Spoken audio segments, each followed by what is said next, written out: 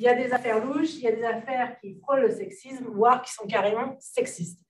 Alors nous, on s'est dit, c'est pas possible, et du coup, on a réfléchi à ce qu'on pouvait faire pour travailler ça.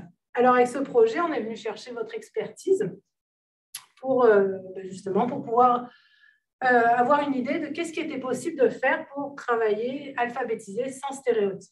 Et grâce à votre temps, votre intelligence, votre générosité à partager ça, on a pu développer des outils qui vont permettre de réfléchir collectivement à la question des stéréotypes et de leur impact sur l'égalité entre toutes et tous. Le CEDAF, c'est ce qu'on en fait ensemble. Et là, grâce à nos réflexions communes, notre engagement, on a construit des ressources qui vont être utiles aux autres groupes pour permettre de bâtir une société plus juste. Et ça, c'est vraiment le fun. Donc, un immense merci d'avoir été là, surtout que ce projet s'est déroulé pendant le confinement, pendant la COVID. Donc, votre présence a été encore plus appréciée, encore plus importante, et on sait tous les efforts qu'il y a derrière. Notre mission au CEDAF, c'est aussi de valoriser les savoirs qui sont issus d'expérience et de la pratique, et c'est de faire en sorte que les apprentissages qu'on fait puissent servir aux autres. Alors, on est très fiers d'avoir soutenu le travail de la griffe d'Alpha dans sa volonté de développer des ressources exemptes de stéréotypes. C'est la preuve qu'on peut contribuer à une société, à une culture d'égalité sans forcément en parler et faire de grandes affaires dessus. Et ce travail-là, c'est une inspiration pour tous ceux et toutes celles qui cherchent à déconstruire nos représentations pour en proposer des nouvelles qui soient plus égalitaires. Alors, merci. Bravo Isabelle, bravo Juliette et bravo Catherine qui ont porté ce projet avec beaucoup de force et de brio. Voilà.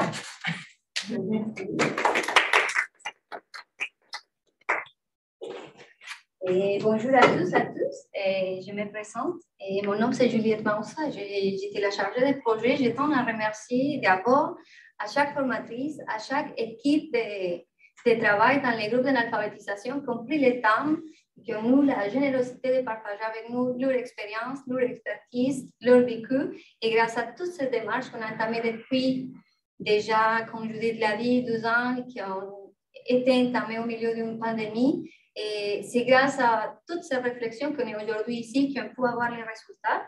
Donc, merci encore une fois à chaque organisme, et spécialement à tous les organismes et toutes les formatrices qui ont participé tout au début du projet. Je tiens à remercier aussi au CEDAF pour avoir mis en avant ce beau projet. Pour moi, en tant que femme, en tant que famille migrante, ça représentait beaucoup. Et je tiens à remercier aussi à toute l'équipe de CEDAF parce que les outils qu'on présente aujourd'hui sont la preuve d'une équipe et d'un travail de collaboration, un travail de co-création. Donc, si bien on peut voir des personnes plus visibles dans les projets comme Catherine, Isabelle ou moi-même, on ne peut pas oublier que c'est grâce à toute l'équipe qui ont collaboré de près ou de loin, qui ont rendu possible ça, toute la gestion administrative, la gestion technique, les soutiens, les échanges, et les côtés de communication, Mélissa, Cyrielle, personnes qui ne sont pas avec nous maintenant, comme Chloé, comme Elise. Donc, merci beaucoup à tout le monde et merci aussi au secrétariat de la condition féminine parce que c'est avec le financement du secrétariat qu'on a réussi à développer ce bon projet.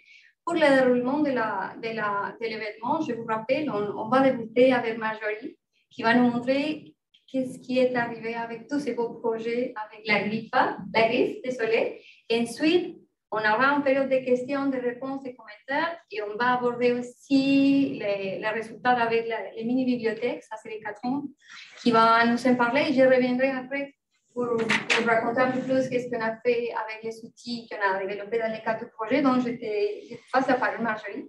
Merci beaucoup. Bonjour, donc vu que c'est un projet techno, je vais me permettre de garder mon téléphone parce que je ne veux pas oublier de nommer personne en fait. Donc, nous, on est très heureux, on remercie le CEDAF de nous accueillir aujourd'hui pour ce beau lancement. Pour nous, c'est une aventure qui a débuté il y a plus de 2 ans parce que la plateforme qu'on va vous présenter aujourd'hui a connu une phase 1. Là, on vient de terminer la phase 2 grâce entre autres à votre collaboration. Donc, on est très fiers de ce projet-là. Ce que nous, on voulait faire en fait, c'est qu'on trouvait qu'il manquait peut-être un petit peu de matériel numérique et qui allait chercher le côté ludique en apprentissage chez les adultes au niveau de l'alphabétisation, mais aussi des gens qui présentent des besoins de francisation. Donc, on a voulu bâtir des outils vraiment numériques et différents, innover dans ce domaine-là. Donc, de là est née la plateforme Apprenant branché. Qu'on va vous présenter aujourd'hui. Donc, dans la phase 1, on a eu l'aide du pacte opération projet du ministère de l'Éducation pour commencer le projet. Et dans cette belle phase 2, on a eu plusieurs partenaires qui se sont joints au projet parce que ça faisait l'unanimité comme de quoi que c'était très intéressant comme projet. Donc, on a eu le Fonds d'aide d'urgence à l'appui communautaire du gouvernement du Canada et de la Fondation des Laurentides, Desjardins Caisse du Cœur des Hautes-Laurentides avec le Fonds d'aide au développement du milieu, et aussi la bourse alphabétisée sans stéréotypes offerte par le secrétariat à la ressources féminine, mais dont le projet était piloté par le CEDAF. Donc, à ça, ben, dans le fond, au niveau de la bourse, ce que ça nous a permis de faire, c'est qu'on a revu tous les exercices qui étaient déjà existants sur la plateforme pour s'assurer qu'ils étaient exempts de stéréotypes. Puis, on a bâti une nouvelle section qui s'appelle Jeux thématiques, dans lequel on a créé, pour la première partie de cette nouvelle section-là, 4 jeux portant sur les stéréotypes, donc faire de l'information et de la sensibilisation au niveau des stéréotypes. Donc, à ce niveau-là, je laisserai ma chargée de projet, Véronique Gagnon, qui est en ligne avec nous, nous faire un petit peu l'historique de comment s'est bâti ce beau projet-là. Bon, à toi, Véronique. Bonjour tout le monde. Faites-moi des pouces si vous m'entendez bien. Oui, ça va, parfait. En direct du Grand Nord et de la toundra de Mont-Laurier. Désolée de ne pas pouvoir être physiquement avec vous. Petite frousse COVID cette semaine à la maison, donc je garde ma chair, mes os et mes microbes loin de vous. Quand on a commencé à aborder le projet Apprenant branché, évidemment que l'aspect technologique, là, c'était le cœur de notre réflexion et on s'est dit, la première réflexion, c'est de se mettre à la place de nos futures utilisatrices et utilisateurs. Il y a toujours 3 mots-clés qui ressortent toujours quand on construit du matériel. Premier mot, il faut que ça soit intuitif. Ensuite, transférable et finalement, ludique. Quand je dis intuitif, je veux dire qu'il faut que la personne soit facilement capable de naviguer dans nos jeux, capable d'actionner les mécanismes. Tout ça pour maximiser son autonomie. Donc, il fallait que la personne soit capable d'aller dans les jeux sans nécessairement avoir une formatrice ou un formateur à côté d'elle. Transférable parce qu'évidemment, la personne devait pouvoir se reconnaître dans les activités, dans les voies d'apprentissage, dans les situations de la vie quotidienne. Donc, c'est comme ça que nous, on l'a abordé vraiment. Il fallait que ça reflète la réalité des personnes utilisatrices. Bien, finalement, ludique, hein, parce que le jeu, c'est sérieux. On a vu dans nos recherches que non seulement le jeu, bien, ça permet de maximiser l'assiduité dans les activités, ça permet aussi beaucoup plus la rétention d'infos et évidemment, bien, ça favorise le plaisir. Donc, on a gardé toujours ces 3 mots-là en tête quand on a construit notre plateforme. Donc, la première étape,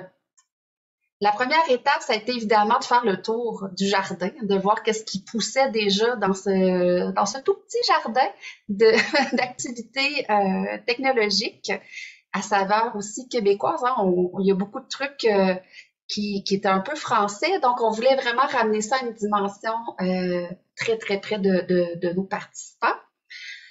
Le tour du jardin pour aussi trouver notre petite plate-bande, donc trouver notre place dans cet univers-là. Et aussi pour trouver les outils avec lesquels on allait construire notre plateforme. Donc, pour ça, on s'est associé avec l'agence de création web Constella, donc ici à Mont-Laurier, locale. Donc, une agence de création web qui nous a vraiment aidé à trouver les bons outils pour créer notre plateforme. Les 2 outils, ben c'est peut-être ça vous dira rien, mais on a arrêté nos choix sur H5P et Geniali. tout simplement pour leur facilité d'utilisation et leur caractère responsive. Ça veut dire que vous êtes capable de les utiliser autant sur une tablette, un ordinateur, un téléphone, votre micro-ondes. Non, vous êtes capable de les utiliser partout.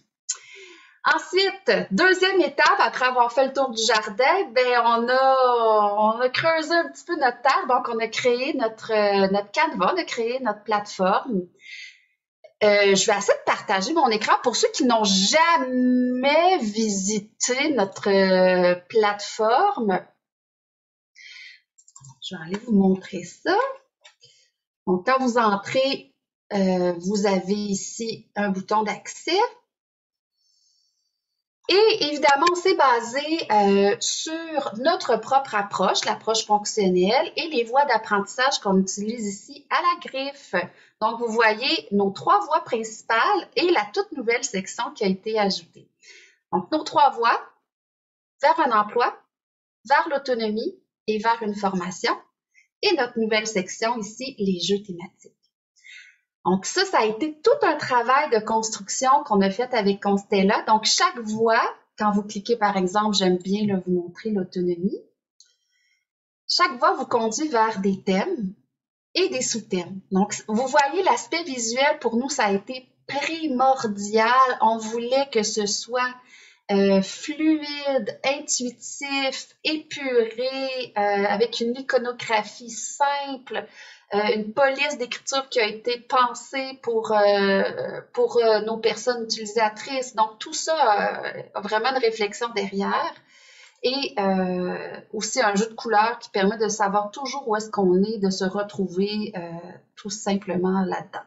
Donc, toutes nos activités sont assez... Bon, là, j'en ai cliqué une au hasard. Le payer son loyer. On a du matériel audio aussi qui va être ajouté bientôt. Mais tout ça, si vous ne l'avez pas encore exploré, allez-y. Ça se fait super bien et faites-les tester par les gens autour de vous. Donc, vous voyez un peu l'aspect visuel. Je ne veux pas prendre trop de temps. Là, je pourrais en dire longtemps. Je vais juste fermer mon partage d'écran pour revenir, pour vous dire que... tout ça a été créé et testé avec amour. Et quand est venu le moment de présenter ça, cette belle plateforme-là, donc on a présenté notre maman. Et rapidement, ben ça fait des bébés. Hein? Vous en êtes la preuve aujourd'hui. Donc, avec le CEDAF et bientôt avec l'organisation Zone Emploi de notre région. Donc, on voit déjà des tout petits qui émergent de ce gros projet-là. Et prochaine étape, le monde. Et les commentaires vraiment vont nourrir nos aspirations qu'on avait avec le projet. Donc, la qualité, la pertinence des activités, l'aspect visuel et le potentiel de développement est là. Donc, je tiens à vous remercier, le CEDAF, de nous avoir permis de grandir encore avec vous, d'avoir une belle réflexion saine sur l'alphabétisation sans stéréotypes. Et j'espère qu'on va avoir encore l'occasion de faire de beaux projets en partenariat avec vous. Merci, merci.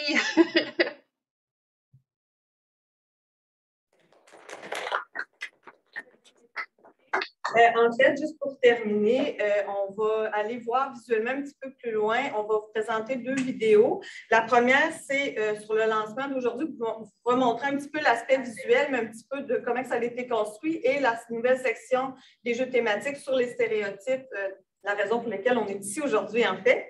Et dans la deuxième vidéo, on va voir notre équipe de testeurs et de testeuses. Donc, c'est nos participants en alphabétisation, en francisation de la griffe avec notre équipe de formation, dont Hélène qui est avec nous ici aujourd'hui en direct. Et on en a d'autres. J'ai vu Yannick, on en a d'autres à la griffe qui sont là avec les participants en train de nous regarder aussi. Donc, ils vont se voir en vidéo aussi. Là. Ils vont être les vedettes du jour en même temps. C'est très fun. Donc, on laisse partir les vidéos et je vais juste terminer en vous parlant de la phase 3 au retour très rapidement.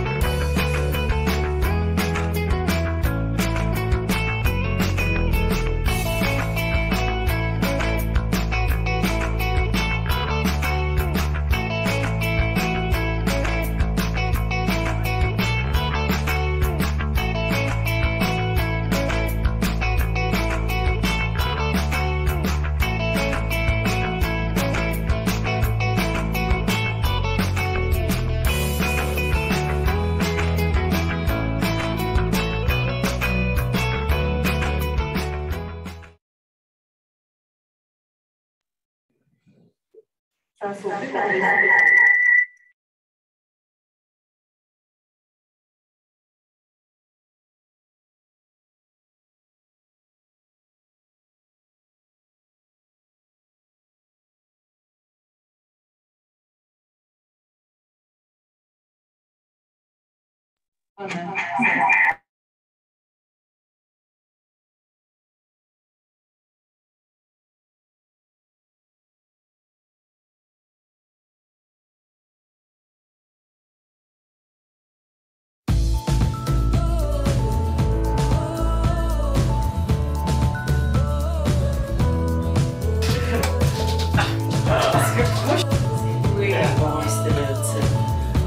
d'avoir des préjugés. Vas-y, essaye. C'est un des jours. Yes!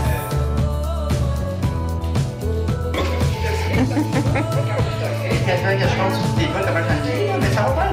Ça va bien, bon, super. Bon, il y a eu la bonne réponse.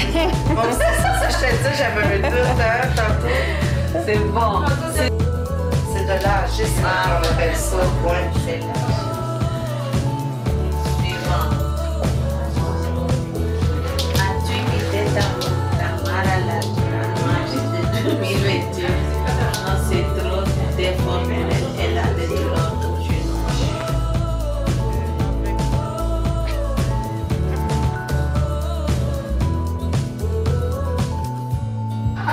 Donc, vous venez juste de tester 3 des jeux de la plateforme Apprenant branché de la nouvelle section jeux thématiques, donc sur les stéréotypes. Comment vous avez trouvé les jeux de façon générale? intéressant. Tu as trouvé ça intéressant? Je trouvais ça fun Tu as aussi. trouvé ça le fun? Oui. On apprend, mais c'est plaisant. OK, parfait. Question piège. Oui, il y avait des questions pièges? Oui. Qu'est-ce qui faisait que, selon vous, des fois, vous n'aviez pas les bonnes réponses? Moi, j'ai entendu parler de ça, je connaissais pas ça partout. OK, donc c'était des nouvelles choses que tu as apprises. Fait que tu pouvais pas répondre correctement nécessairement parce que tu connaissais pas ça. Y a-tu d'autres choses qui a fait que vous aviez pas les bonnes réponses, des fois, selon vous? Les questions. Mal lu les questions? Ouais. C'est vrai. Oh! C'est bien, ça! D'autres choses? C'est intéressant. C'est divertissant. Divertissant? Et Ok. c'est plus des commentaires que c'est commun. Commun? Oui. OK. Puis est-ce que c'est ça, dans le fond, est-ce que vous avez été surpris ou surprise des différents types de stéréotypes qui existent dans le jeu? Oui, j'ai Oui. dit vraiment Ouais. oui. Oui. Et je connaissais Oui. pas. Il y a des choses que je savais pas c'était ça que Ben ça oui. voulait dire. OK, parfait. Puis il y en a que probablement vous aviez jamais entendu parler de ça du tout. Le nom vous disait sûrement peut-être même pas rien, hein? Non. Certains types de stéréotypes. Mais il y a des choses que j'avais déjà entendues dans le passé que ça m'a fait un flash, puis j'ai dit, ah, c'était ça que ça voulait dire. OK, parfait. Je vous remercie vraiment beaucoup de votre Merci à toi. participation. C'était cool. Merci, nos testeurs. Approuvés par nos testeurs. Oui. Fait que là, Gilles, tu viens de jouer à ceci ou cela. Puis là, tu dis, j'en ai manqué une coupe. Pourquoi, selon toi, c'était pas les bonnes réponses? Parce que plus jeune, on me disait que c'était ça. OK, intéressant. Merci.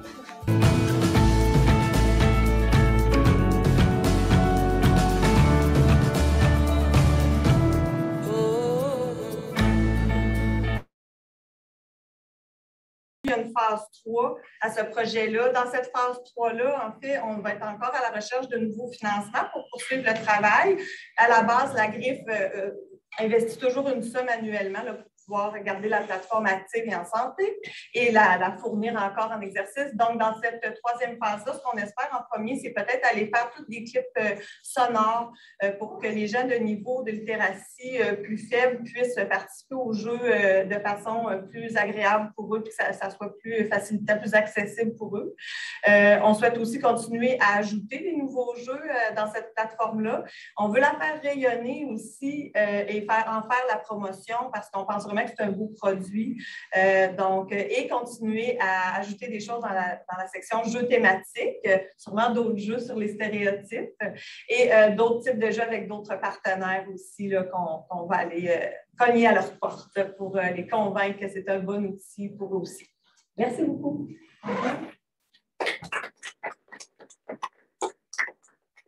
Merci Marjorie pour ces beaux outils. Je ne sais pas, on aimerait ouvrir la salle pour une période de questions, de commentaires, s'il y a des personnes qui vont interagir, ou ici même dans la salle, s'il y a des commentaires. On vous écoute. J'ai hâte de l'essayer. Oui! Et puis, est-ce que vous visez, je sais que c'est construit au Québec pour le Québec, est-ce que vous pensez à essayer de l'amener à l'extérieur du Québec? Est-ce qu'il y a des organismes qui ont démontré de l'intérêt? Ou... En fait, dans le rayonnement, dans les prochaines phases, oui, tout à fait, parce que ça n'a pas de frontières étant donné que c'est en ligne, puis en plus, c'est gratuit. C'est facilement accessible par le biais de notre site Web. Donc, effectivement, ça n'a pas de frontières. Donc, on a de plus en plus des gens de différentes régions du Québec qui nous demandent l'accès à ça, puis comment ça s'est fait, ce projet-là, puis ils sont très intéressés. Puis aussi des nouvelles clientèles auxquelles on n'avait pas pensé. Les jeunes en besoin d'autonomie, les jeunes adultes en besoin d'autonomie ou les jeunes dans des classes, par exemple, de cheminement plus particulier aussi. Les professeurs ont beaucoup d'intérêt par rapport à ça. Et la clientèle aussi, par exemple, avec une déficience, par exemple, intellectuelle ou une déficience physique, tout ça, donc qui ont des besoins d'autonomie, comme je disais, parce que nos 3 voies touchent à ça. Donc, comment on fait un budget, comment, tu sais, toutes ces choses-là, lire des étiquettes à l'épicerie. Donc, c'est très ancré dans la vie du quotidien.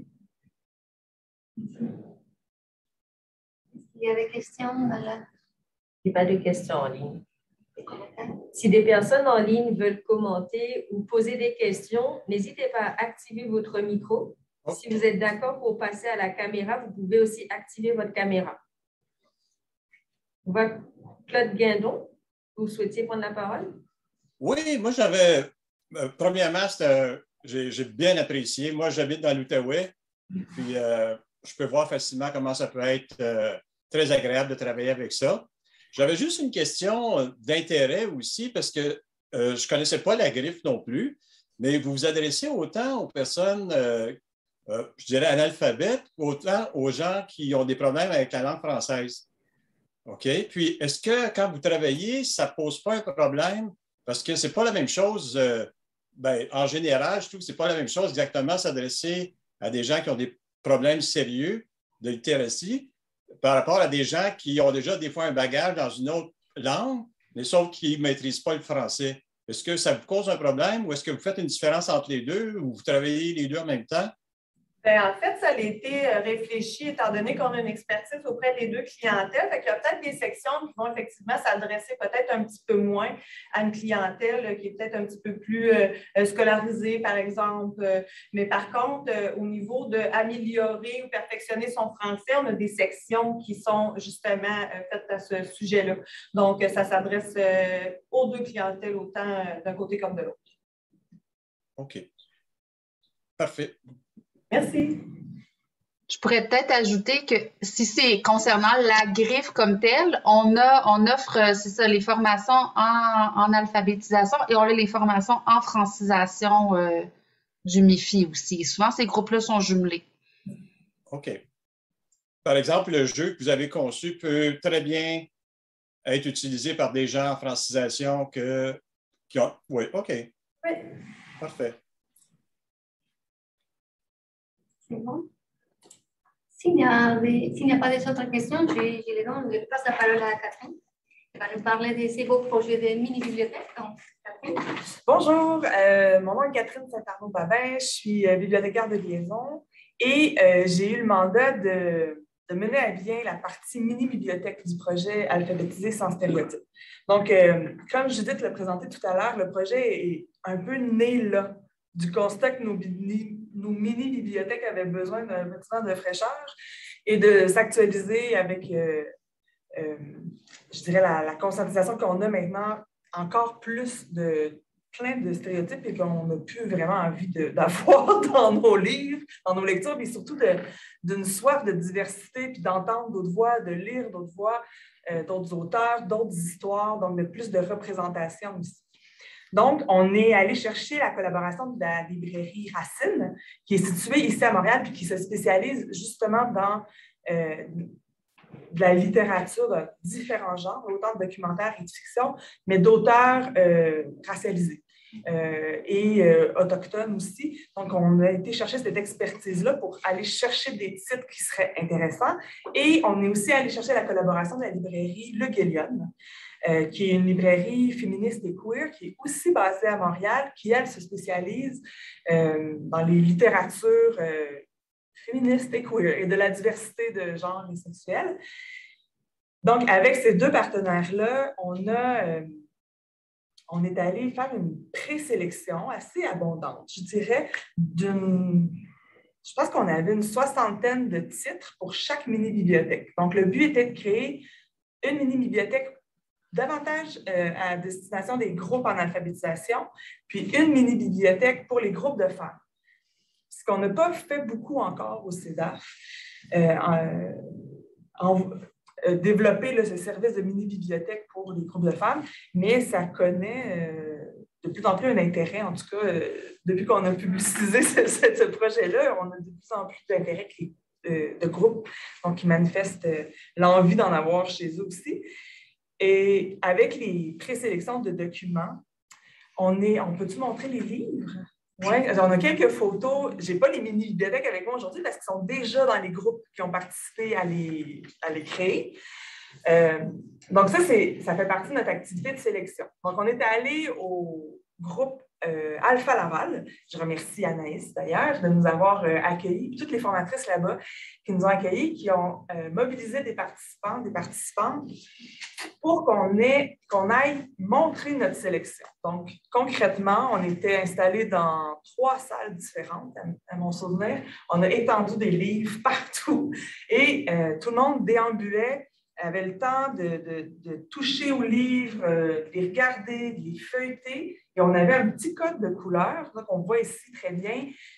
Rouge, on mettait l'étiquette rouge sur la couverture d'un livre qui, franchement, nous avait l'air vraiment plate ou d'aucun intérêt, dont on ne voulait rien savoir. Donc, on mettait du rouge. On mettait un vert ou un bleu si, au contraire, ce livre-là nous attirait, on se disait « Oh mon Dieu, j'aimerais tellement ça le lire ». Et un jaune, si on était « Ah, ce ne serait pas mon premier choix, mais bon, peut-être que j'irai par là éventuellement ». Donc, on a passé l'après-midi à faire ça. Il y avait 2 libraires à mes côtés, donc Sandrine Bourget-Lapointe de la librairie Le Guélion. Puis, il y avait Léo Loisel qui était de la librairie Racine et qui m'ont aidé aussi à présenter les livres. Bon, des fois, on a beau lire un 4e de couverture, ça ne nous dit pas grand-chose sur les livres. Hein?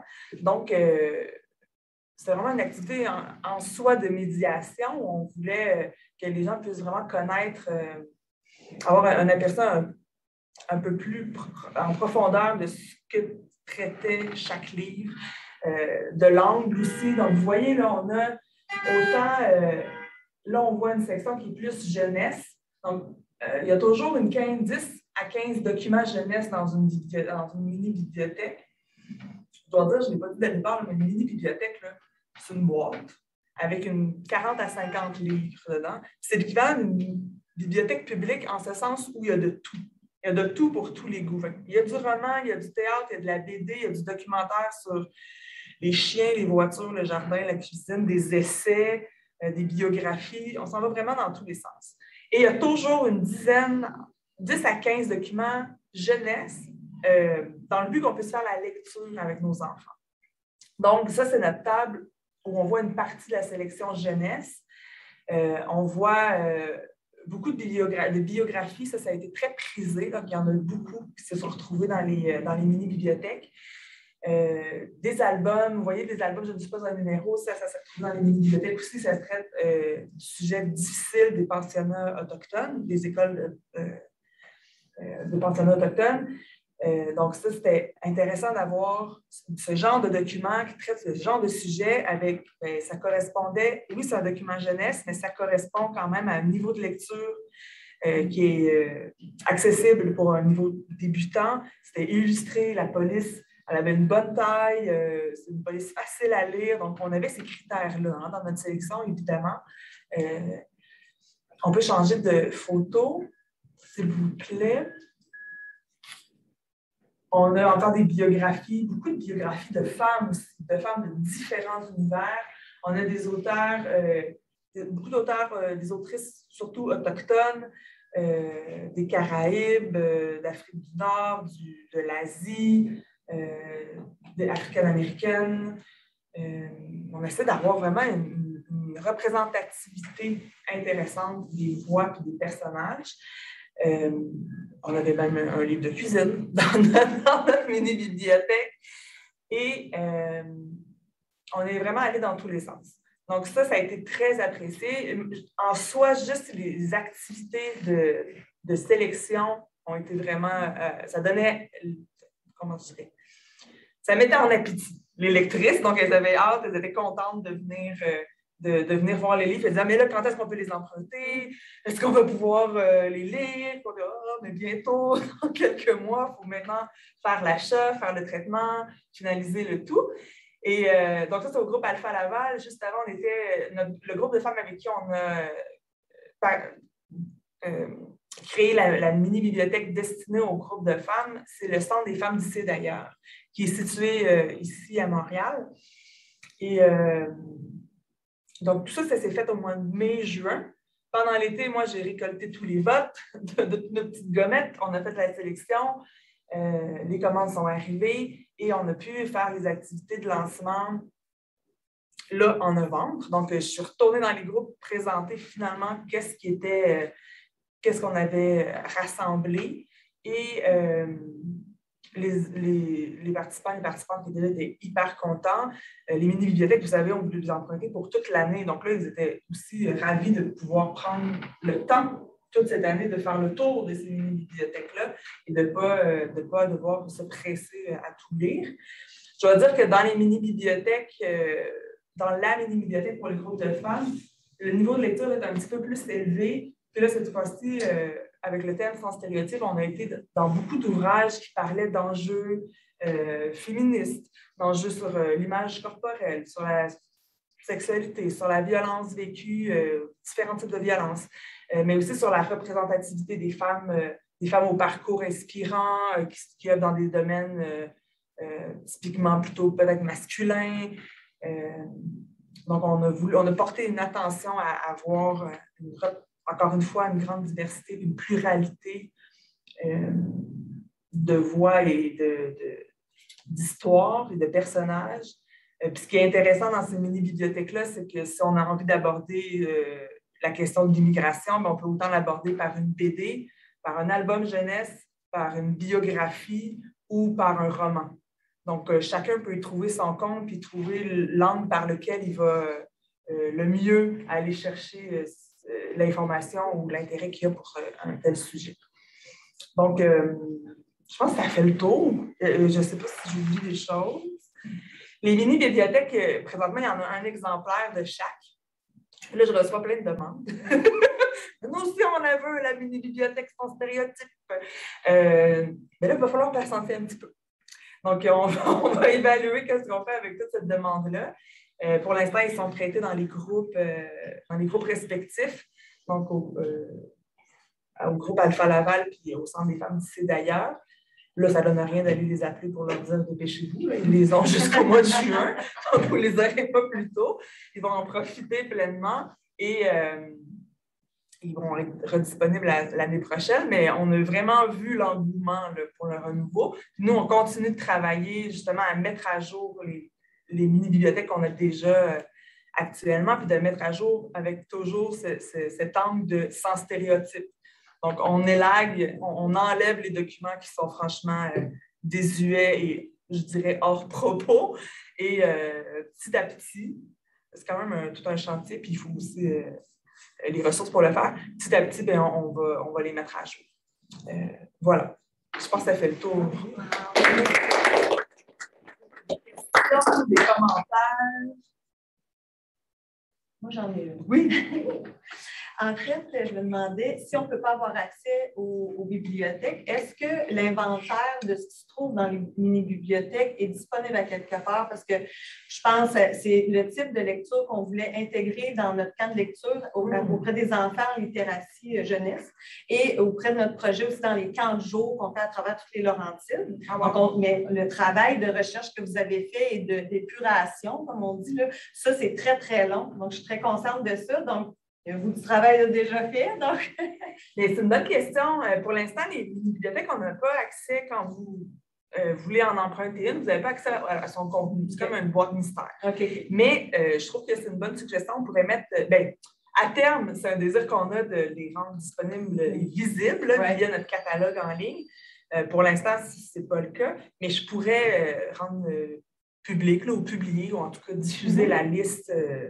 la bibliographie, finalement, la liste des livres qui composent ces bibliothèques-là. Donc, si vous voulez vous en inspirer, ça serait déjà effectivement un bon point de départ. Oui, mais je trouve ça génial que vous ayez aussi été vers les clientèles jeunes et adultes, les deux clientèles, parce que nous, on travaille avec tous ces participants-là. Donc, c'est vraiment intéressant parce qu'on est préoccupé par cet aspect-là. Donc, oui, mais là, c'est ça le souci avec la littérature jeunesse, c'est que déjà, c'est vraiment mieux que quand nous, on était jeunes. Ouais. Et c'est que là, il y a de tout pour aborder tous ces sujets-là. Fait que c'est vraiment une bonne façon d'aller en parler avec les enfants de notre entreprise. Bravo. Et puis, je veux juste dire, à terme, elles s'appelleront plus sans stéréotypes parce qu'elles doivent être sans stéréotypes. Ça ne devrait pas être un plus, en fait. Toutes nos mini-bibliothèques seront sans stéréotypes, mais ce seront juste des mini-bibliothèques. Oui, effectivement, c'est vraiment un bon point. Puis l'élagage qu'on fait au fur et à mesure dans les mini-bibliothèques va dans ce sens-là. Normalement, plus ça va, vous devriez plus recevoir des mini-bibliothèques avec des choses aberrantes de stéréotypes. Et si jamais c'est encore le cas, puis s'il vous plaît, faites-nous signe. Il y a une question? Oui, en fait, je pourrais parler des niveaux de lecture qui sont indiqués sur chaque livre.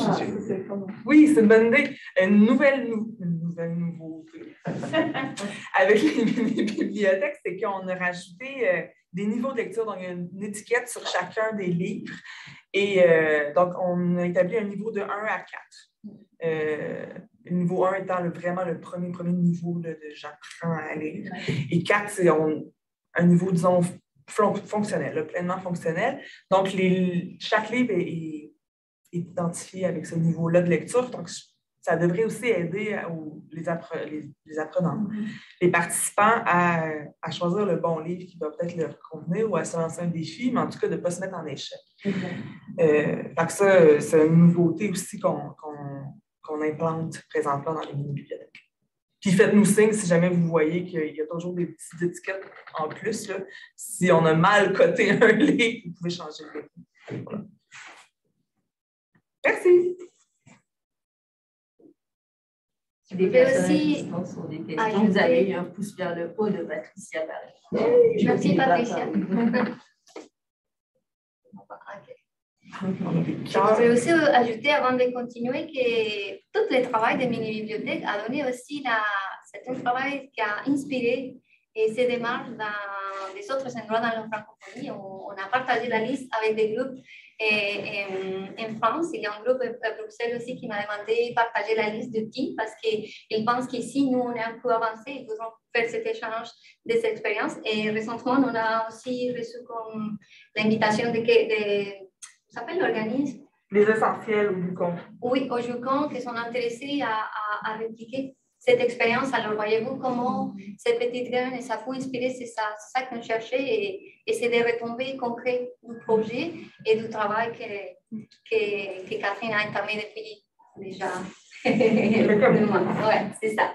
Donc, pour continuer, je me donne la parole à moi-même. Je vais rester debout, c'est plus facile pour moi pour parler.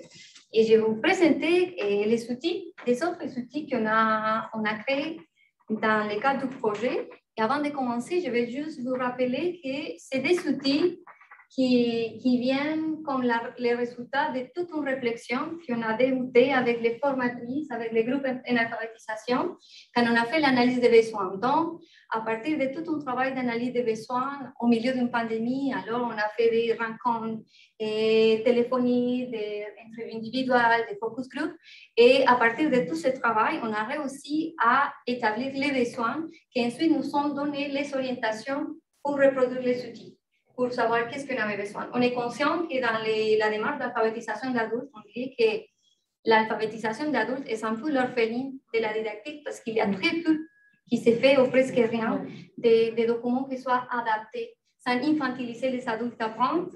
Et ça pose une couche, un travail de plus aux formatrices, aux formateurs, parce que c'est les formatrices qui doivent adapter tous les contenus, trouver vulgariser l'information, simplifier, trouver les images. Alors, c'est vraiment complexe.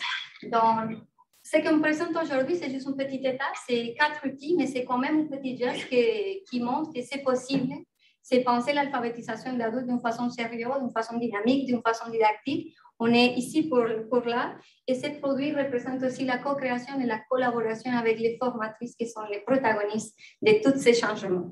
Donc, je vais commencer pour le guide d'écriture inclusive. Isabelle, si tu m'aides à partager l'image. Et je pense que beaucoup de personnes connaissent déjà cet outil. On l'a déjà publié. Il est gratuit. Tous nos outils sont gratuits. Rappelez-vous qu'une des missions de CEDAF, c'est vraiment le partage de connaissances, la démocratisation des savoirs. Donc, cet outil, c'est vraiment un outil qu'on a créé avec les formatrices, qu'on a créé avec l'idée d'outiller les formatrices pour mieux comprendre quels sont les procédés d'écriture inclusive. Et on est conscient que c'est un sujet qui amène beaucoup de discussions, c'est un chantier en construction, ça amène beaucoup de tensions et en toute humilité, on voulait vraiment montrer de quelle façon on peut mieux s'approprier ces sujets. Donc, c'est un guide vraiment simple qui explique les 3 différents procédés en rédaction. Mais c'est à vous, dans chaque organisme, de décider qu'est-ce que je peux appliquer en fonction du groupe, en fonction de à qui je parle, du message que je vais donner. Et est-ce que ça s'adresse mieux à des personnes qui ont des difficultés d'apprentissage, lesquels procédés c'est plus efficace, plus utile. À ce niveau-là, ça pourrait être l'écriture épisante. Et si par contre j'ai des problèmes avec des déficits de personnes malvoyantes, malentendantes, est-ce que ce procédé pourrait me servir ou je reste juste dans les procédés de féminisation du langage. Donc, c'est vraiment des petits exemples avec tous les procédés et à la fin, vous trouvez des petits aussi exercices pour mieux comprendre et faire la réflexion de qu'est-ce que je communique, de quelle façon je communique et me faire un petit rappel comme une liste de vérification. Est-ce que j'utilise des outils qui amènent des propos sexistes? Est-ce que les images que j'utilise vont avoir une sous-représentation de minorités visibles? Qu'est-ce que j'utilise pour communiquer? Donc, et je passe pour les exemples, je vous laisse pour la regarder. Elle est en ligne, vous pouvez la voir. Et les groupes en alphabétisation qui ont participé aussi du projet, ils ont reçu déjà toute une copie. Et je suis fière de cet outil qu'on a fait au CEDAF. Cet outil est rendu même en Afrique, en France, et ça continue à voyager. Alors, c'est vraiment un très bon outil. Je continue. Vous me permettez? Oui. Cool. Et avant de commencer, j'aimerais remercier, je pense que Daniel Altan, elle est par là, du CEDAF. Je voudrais remercier à toute l'équipe du CEDAF parce qu'ils se sont impliqués tout au début du projet aussi. On a fait beaucoup d'échanges. Ils ont lu tous les documents, ils ont participé à la formation pilote, ils ont fait des échanges vraiment enrichissants. Donc, merci beaucoup. Si elle est toujours là, je ne voulais pas passer ça. Le deuxième outil que je vous présente, c'est celui-là. C'est un jeu de cartes. Il s'appelle C'est mon genre de métier. C'est un outil qu'on a conçu grâce à toutes les réflexions avec les formatrices. On disait on n'a pas d'outils, on a besoin de choses qui soient grandes et faciles à manipuler quand les personnes ont des difficultés, faciles à utiliser de loin, faciles avec une police qui soit facile à lire des images. Donc, on voulait prendre un outil qui nous permettent d'apprendre l'alphabet. Et à partir de ma propre expérience, comme quelqu'un qui n'est pas francophone, c'est évident, j'ai dit comment j'aurais aimé apprendre le français, l'alphabet, mais qu'est-ce que je pourrais apprendre de plus avec? Donc, nous avons décidé de faire un outil où on peut apprendre l'alphabet, mais en même temps faire toute une réflexion en lien à les défis et les enjeux qui se posent pour les femmes dans toute leur diversité pour avoir accès à l'emploi. On sait que toujours encore, il y a des inégalités dans les salaires et ce n'est pas facile pour les femmes issues de l'immigration d'avoir accès à certains postes cadres et à personnes et des minorités visibles non plus. Donc, entamer toutes ces réflexions dans un groupe d'alphabétisation sans rentrer dans la confrontation. Donc, ça, c'était un enjeu. Donc, on a dit pourquoi pas avec une troupe didactique. On est conscient qu'il y a plein de jeux sur l'alphabet, mais la valeur ajoutée de cet outil, c'est qu'on a fait une représentation des femmes dans toute leur diversité. Et on a aussi trouvé des témoignages des femmes ici au Québec et des femmes qui sont plus connues comme célèbres, mais des femmes aussi qui, jour après jour, sont chez elles s'élèvent, elles vont, elles travaillent et ils font que ça change. Et on ne les connaît pas, ils ne sont pas visibles, mais ils sont là. Donc, ce sont des personnes qui ont gentiment partagé ce témoignage. Par exemple, Micheline Taguet, c'est une femme qui conduit un camion par une grosse compagnie de transport depuis 30 ans. Et elle a généreusement partagé son expérience. Dans l'outil, vous trouverez, il y a le recto où on trouve les lettres qu'on va apprendre en majuscule et minuscule, l'illustration, une petite définition pour essayer de trouver ce qui, de quoi il s'agit, c'est quoi la profession. Et au verso, on trouve la définition de la profession, plus un petit témoignage, que ce soit fait pour la personne qui nous a offert le témoignage, un petit extrait dans le journal quand c'est quelqu'un que je ne pouvais pas approcher parce que c'est très sévère, ou bien des petits extraits dans des domaines de statistiques, dans des domaines concrets où les femmes sont très peu représentées. Et à la fin, vous trouverez différents types de professions qui commencent par la même lettre. Et cet outil, je peux passer l'image, Isabelle, merci. On trouve des personnes qui sont très connues. Je ne sais pas si vous la connaissez. C'est la réalisatrice Abenaki, je me souviens de son nom. Kim, merci beaucoup. Dans certains cas, on va trouver les témoignages correspondent à l'image de la personne qu'on a illustrée, mais dans certains cas, tu peux passer, Isabelle, s'il te plaît, l'image ne va pas forcément représenter la personne qui nous a donné le témoignage, d'abord parce qu'il y avait des femmes qui n'étaient pas à l'aise de se faire représenter de façon visuelle, mais aussi parce qu'avec l'outil, on voulait représenter les femmes dans toute leur diversité et montrer, par exemple, un urbaniste, on voulait représenter aussi la diversité, mais montrer de quelle façon, dans certains domaines, même les femmes, on n'a pas accès. Alors, ce n'est pas beaucoup de femmes noires, de femmes issues de minorités visibles qui peuvent avoir des postes cadres. Alors, quand on ne se voit pas représenté dans les choses, difficilement on peut rêver et penser qu'on peut aller là-bas. Donc, c'est l'intention pour laquelle on a ménagé, on a mixé les images. Isabelle, tu peux passer, s'il te plaît. Merci. Et on a créé avec ces deux fiches de travail, avec l'alphabet, deux fiches d'activité. Une première fiche d'activité qui s'appelle Qui je suis. C'est un jeu de cartes vraiment qui cherche reconnaître les différentes lettres de l'alphabet et diverses professions. Donc, c'est vraiment pour pratiquer avec des adultes en démarche d'alphabétisation de niveau débutant. Et les avancées, tu peux aussi les faire. Et il y a différentes options pour jouer les cartes, pour maîtriser les consonnes, différencier les voyages. C'est vraiment un jeu assez simple. Il y a une introduction à l'activité, ça va expliquer quoi faire, tous les déroulements.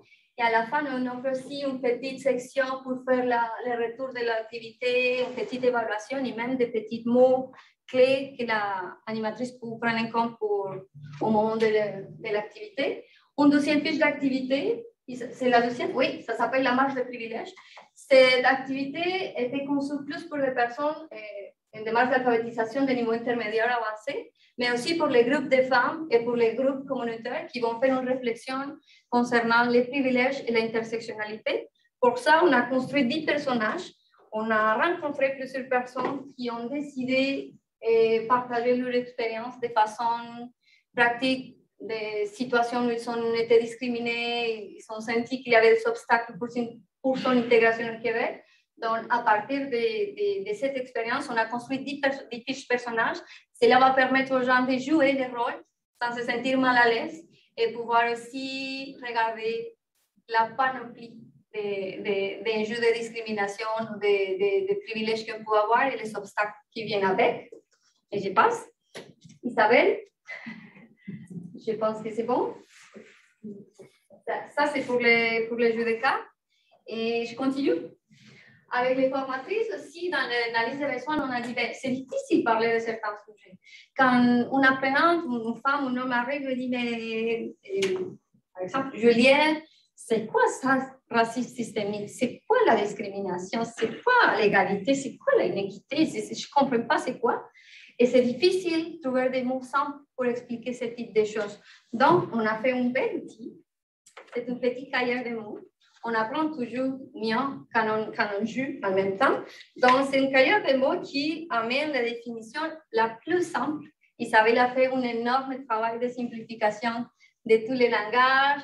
Isabelle a fait beaucoup de révisions linguistiques. Oui, il faut les reconnaître.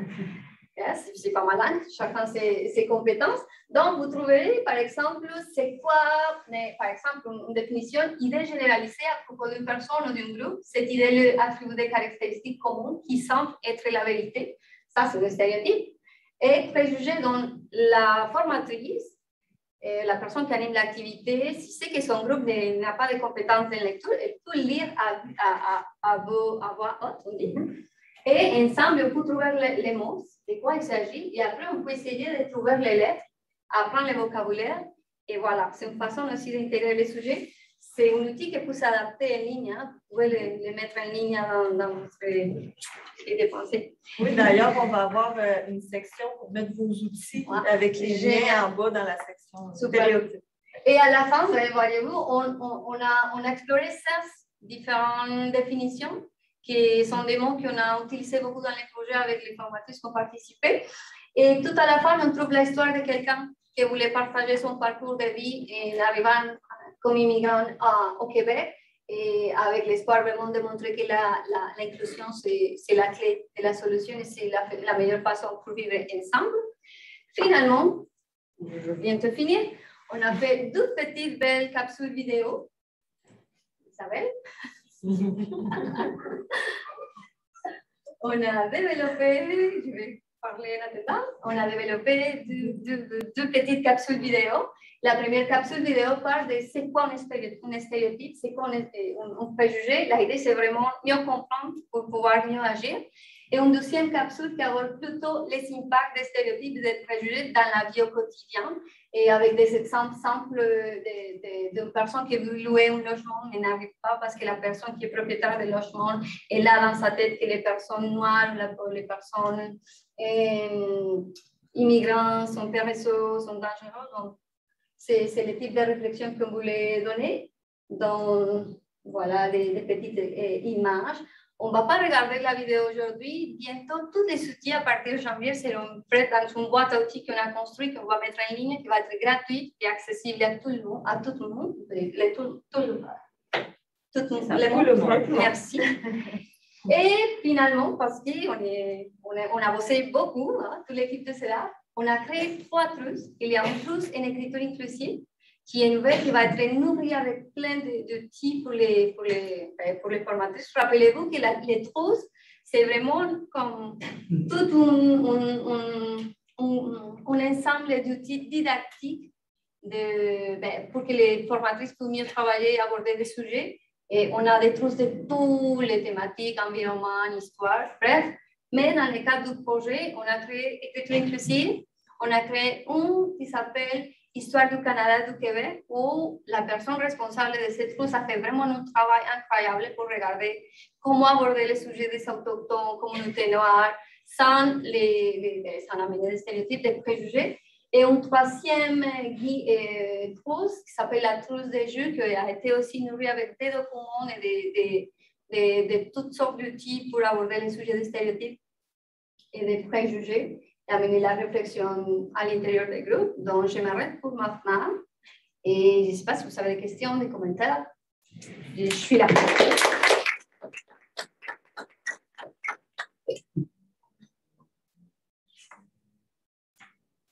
Il y a un commentaire, en tout cas dans le clavardage, de Véronique Gagnon, qui indique un outil extraordinaire. Ah, merci. Si des personnes en ligne souhaitent prendre la parole, comme tout à l'heure, vous pouvez activer votre micro pour qu'on vous entende dans la salle. N'hésitez pas si vous avez des questions, des réactions sur la présentation qui vient de vous être faite. J'ai oublié de vous dire, les outils vont être en ligne aussi pour les groupes qui veulent les télécharger, les imprimer. Tous les outils sont vraiment gratuits avec des fins éducatives, pédagogiques. Donc, n'hésitez pas à les partager, à les tester. On n'a pas eu la chance de les tester, il est chaud, hein, il vient de sortir. Mais ça nous fait plaisir vraiment parce que c'est un bon outil et il faut l'utiliser. J'espère que tous les outils vont être à l'auteur et ils vont répondre aux besoins et aux attentes de toutes les personnes qui ont participé dedans.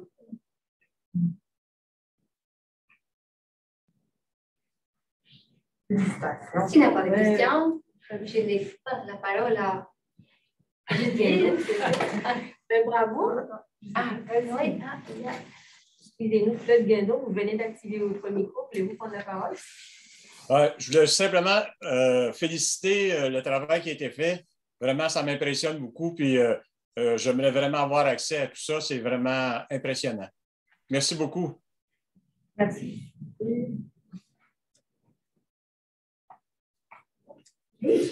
Oh ben, bravo. Non, mais c'est vrai, c'est quand même, j'avoue, c'est moi qui ai suivi de loin, là. Je trouve ça impressionnant. Puis c'est vraiment un formidable travail de collaboration. Ce n'est pas juste nous, le CEDAF, mais c'est nous, c'est un grand nous ensemble. Là. Et puis, Juliette, je pense que ces outils aussi doivent beaucoup à ta capacité à collaborer et à être créative. Donc, vraiment, moi, je suis impressionnée.